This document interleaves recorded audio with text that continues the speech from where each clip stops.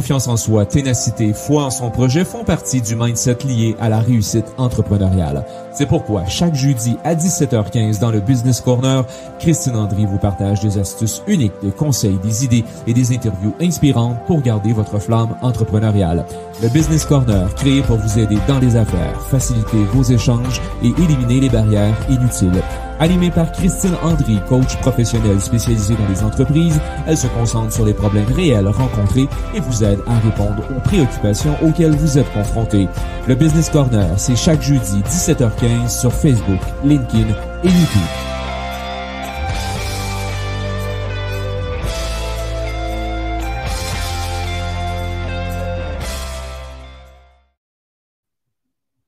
Bonjour à tous, bonjour à tous.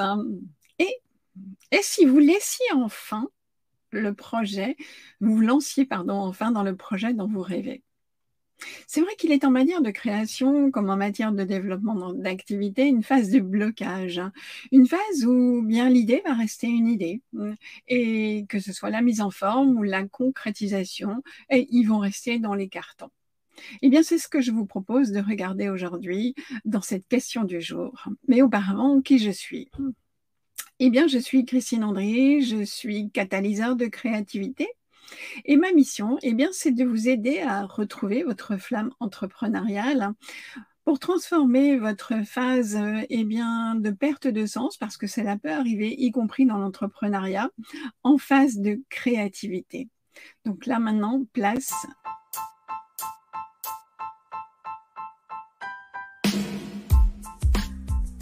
Business Corner.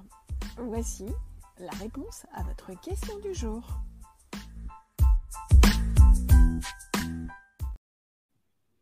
Donc, place à la question du jour.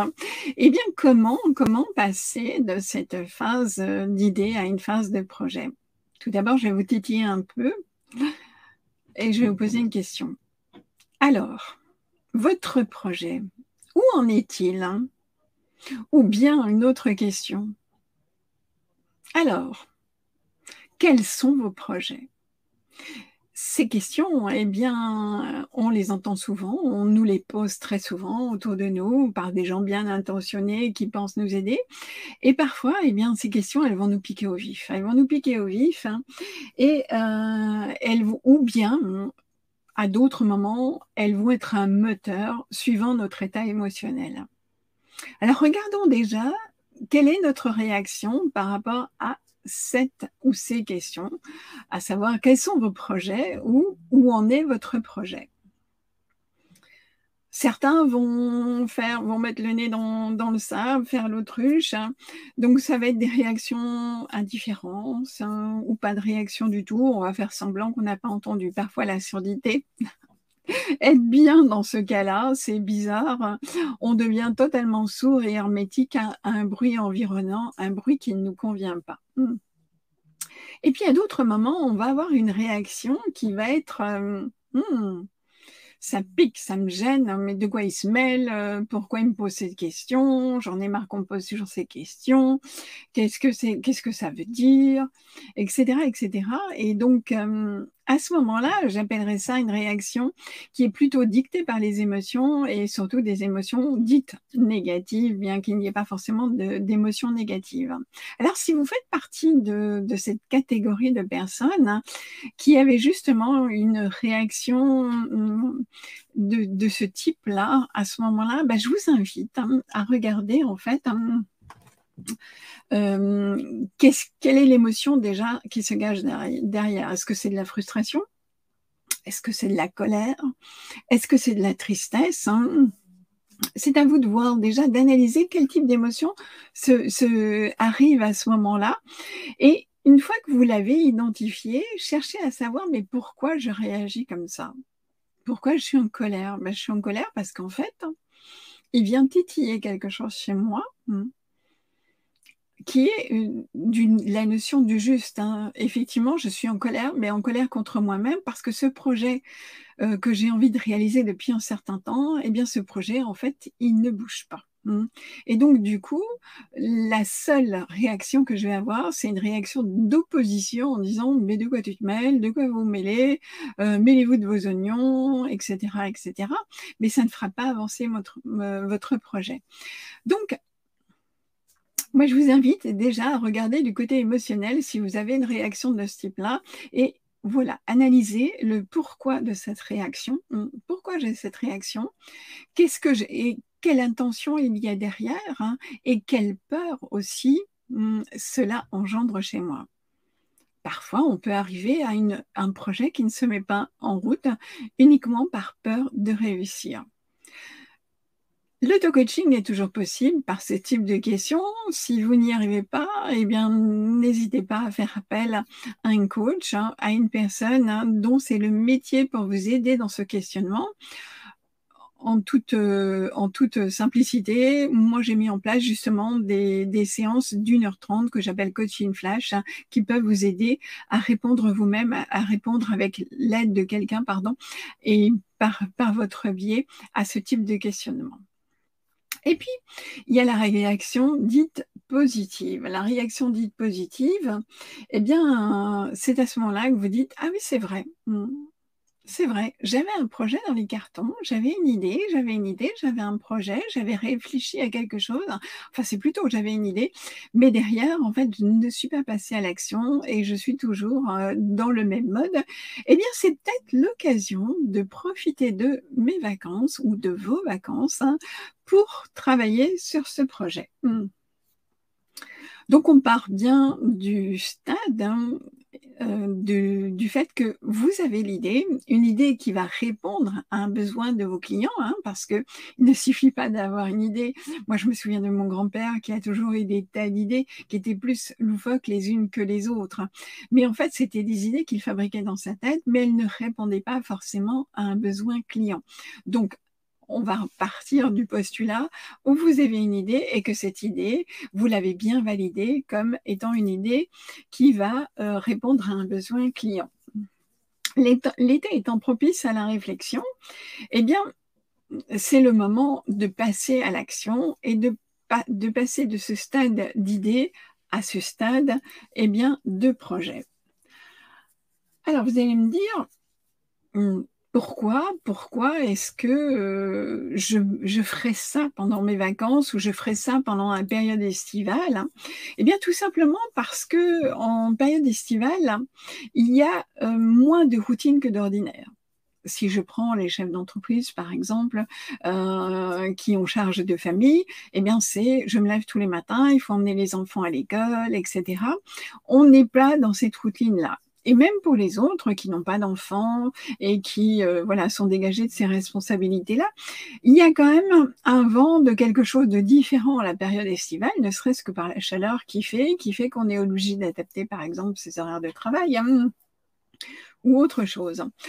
Il y a aussi le fait qu'en été, eh bien, l'ambiance est souvent plus décontractée au niveau vestimentaire, décontractée par le fait qu'on va passer un peu plus de temps dehors, on va s'octroyer du temps pour sortir, pour aller prendre un verre en ville, pour discuter avec des copains qui eux-mêmes sont disponibles. Donc cette ambiance décontractée, eh bien, elle nous amène à avoir la possibilité de travailler plus facilement sur ce projet.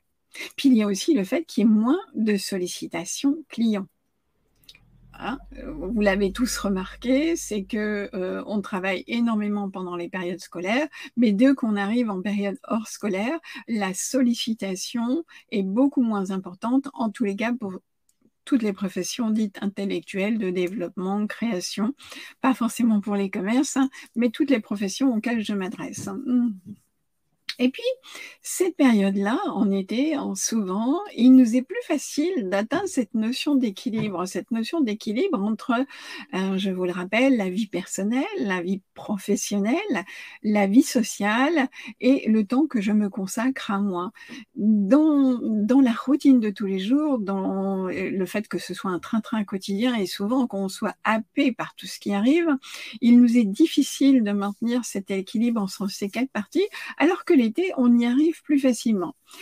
Donc, tout est propice, y compris les échanges informels qu'on peut avoir à gauche et à droite, parce que vous allez sortir de chez vous et à ce moment-là, comme il fait beau, c'est plus facile de dire bonjour, d'entamer une conversation. Et tout ça va faire en sorte que vous êtes dans un mode où votre créativité est boostée, où vous allez plus facilement atteindre cette partie de vous-même qui est là pour vous aider dans la réflexion, dans la création d'idées, de contenus et autres.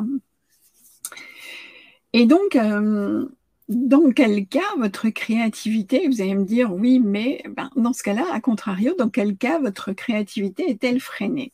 Elle est souvent freinée lorsqu'il y a un manque de temps. Le manque de temps, je ne parle pas de l'urgence, parce que l'urgence est aussi un booster de créativité. Non, le manque de temps parce que les actions s'enchaînent, parce que on nous en demande toujours un peu plus. Et ce manque de temps va être un frein, justement, il va nous manger une partie de cette créativité. Il y a aussi la sursollicitation. Je vous rappelle que j'en ai parlé dans l'épisode précédent sur la fatigue, l'état de fatigue dans lequel on est, qui vient souvent d'une sursollicitation. C'est une sursollicitation qu'on n'a pas forcément souhaitée, mais on est là pour répondre à l'attente de nos clients. Et il arrive même très souvent qu'en fin de trimestre ou en fin d'année, nos clients sont encore plus présents parce que voilà, ils ont des queues de budget dépensées, parce que tout d'un coup, on s'aperçoit qu'on n'a pas atteint les objectifs ni trimestriels ni semestriels, et là, c'est l'urgence qui fait que vite, vite, vite, il faut les mettre en place. Donc, on passe d'un mode classique à un mode sursollicitation, et cette sursollicitation va générer de la fatigue. Et puis, la routine, on en parlait tout à l'heure, la routine n'est pas forcément un créateur, une aide pour vous aider à booster votre créativité. La routine est bien pour certaines actions, pour vous faire gagner du temps, pour, par exemple, vous faire monter en énergie le matin, pour, si vous avez l'habitude de faire vos exercices. Oui, cette routine physique pour vous faire monter en énergie est bien, mais la routine de dire, je prends ma voiture tous les matins à 8 heures, tous les matins à 8h15, je mets la clé dans la porte et j'ouvre mon bureau, tous les matins à 8h20, j'ouvre mes mails, etc., etc. Cette routine-là, en fait, elle est parfois aussi un frein au développement de la créativité. Regardez comment vous fonctionnez. Moi, en tous les cas, j'ai besoin de liberté, j'ai besoin de ne pas faire la même chose tous les jours. Ça dépend de votre profil. Je vous parle du mien, regardez le vôtre et regardez comment vous vous situez. Et puis, un autre frein aussi, c'est le mode réponse permanente. On est sans cesse en train de répondre aux demandes d'autres personnes, à des sollicitations, et du coup, on n'a plus de temps pour soi, on n'est pas actif, on est plutôt réactif en permanence lorsqu'on est dans un mode de réponse.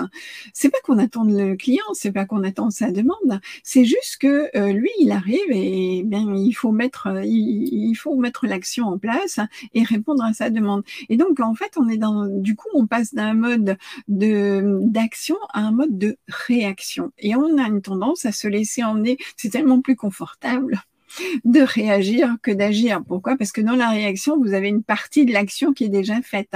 Si vous répondez à la demande d'un client qui vous dit j'ai besoin de ça, ça, ça et ça, il vous a donné déjà la base. Vous n'avez plus qu'à mettre en place ces actions qui vont aller derrière pour répondre à sa base. Par contre, si vous n'imaginez pas, si personne ne vous dit j'ai besoin de ça, mais c'est à vous d'aller creuser, à aller chercher, à mettre en place à votre réseau, à aller regarder, à faire de la lecture, etc. Il y a tellement de choses à mettre en place pour arriver justement à se mettre dans l'action.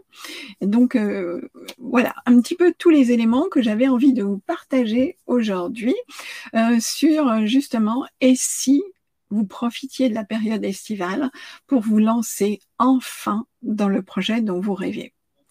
Alors, en conclusion, je vais rappeler quelques points essentiels. Les quelques points essentiels.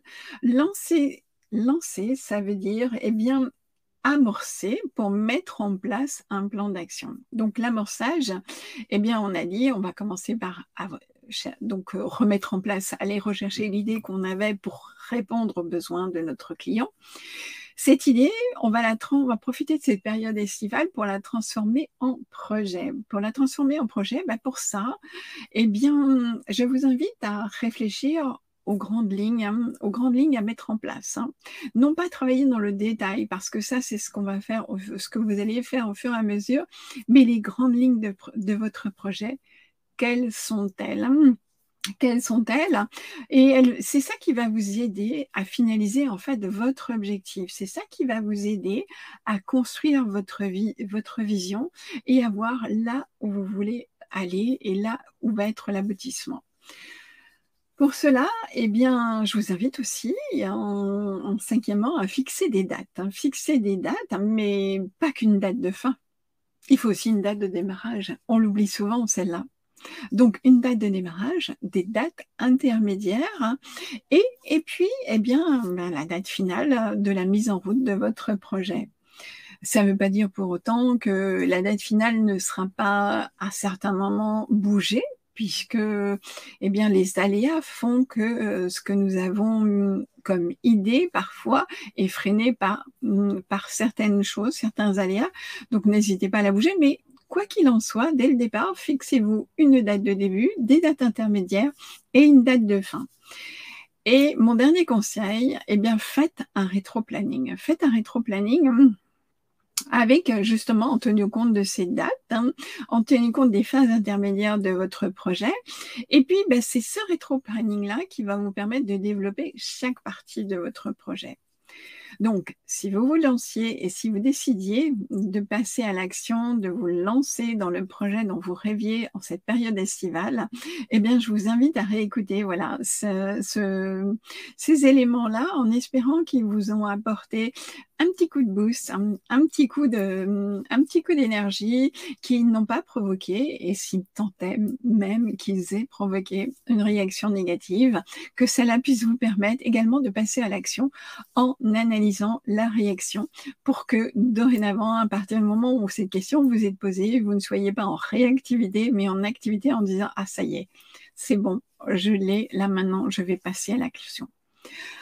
En attendant, eh bien, je vous invite à liker, commenter, partager si vous avez aimé ce contenu. Je vous invite aussi, pour tous ceux qui m'écoutent via ma chaîne YouTube, eh bien, c'est d'activer les notifications et de vous abonner à ma chaîne. Et puis, eh bien, moi, je vous souhaite un bon jeudi, une bonne fin de jeudi, une bonne fin de semaine pour tous ceux qui nous écoutent. Et je vous dis à jeudi prochain.